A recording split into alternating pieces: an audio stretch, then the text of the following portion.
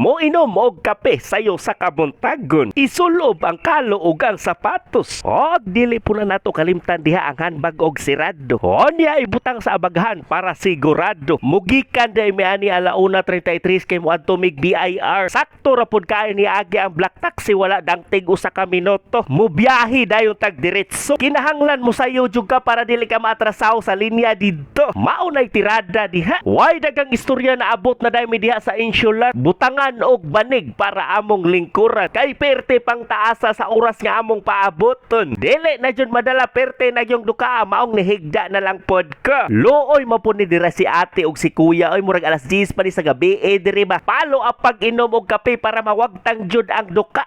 Nagsugod nagkadaghan ang mga tao kala 5 na sang oras sa kabuntagon. Nya alas 6 man on top nga mag-abli diri sa insular building. Kay abli naman ang gate of love musa kami sa taas adto na pud mi magpaabot og 2 ka oras. Kay alas 8 pa man ang abli sa BIR. Sa di pa mo so dihang dapita maglista usa sa inyong mga pangalan. Murag 50 ka person ra man siguro ang ikitirani diri nila po. Kay alas 7:30 naman mamahaw na lang pud mi daan. Mao ni akong gi-order paliya healthy living lang ko sa takaron agay. O nang hungit tunya paluapan dayon nagpaliya. Yes sir. Pagka magpaabot na mo og 3 ka oras munaog nami sa ubos. Og mao na among gi-order roasted chicken og roasted pork chop.